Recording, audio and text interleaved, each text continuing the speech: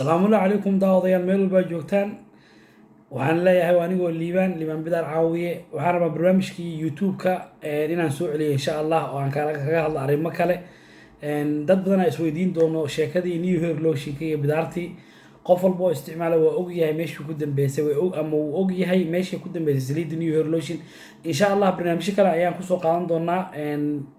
barta youtube aan ku leenahay iyo barta facebook aan ku leenahay bidaar caawiye tv waxaan rabaa inaan u bedelo barnaamijyo wacyigelin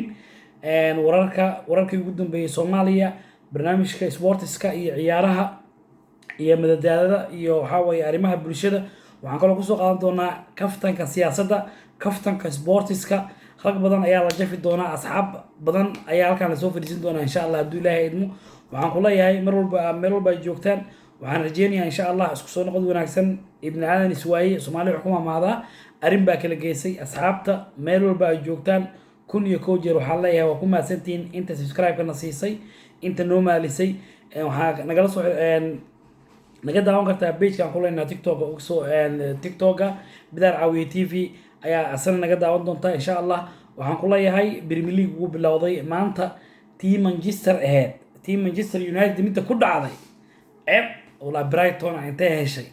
waxay ii keeneen oday madaxeego kala lahoo madax xiran oo Erik ten Hag ay dhahan meeshan wuxuu maleeyay horyaalkii oo wuxuu maleeyay oo Holland uu maleeyay meesha aan Costa uu maleeyay meeshan Premier League la fal uu gelinaa Premier League naadiga SDS waa baabi'inaysa la fal gelinaa insha Allah barnaamijkaasi barnaamij kale ka daawan doontaan bidaar caawiye tv page-ka TikTok ku leenahayna waa ku arki doontaan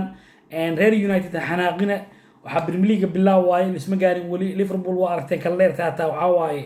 ciirta jugle waa la qabtay 2-2 la galiyay Premier League bilaw waa Chelsea shalay Allah ku badisay Chelsea wax raaxo ku badiyay Tottenham iyo Arsenal ahayna Manchester City hadii soo galaysa mardo City soo galaysa bala aragna ayadana waxay ku dambeysay laakiin aniga waxaan ku leeyahay mar walba waxa kala socon doontaan bidaar caawiye tv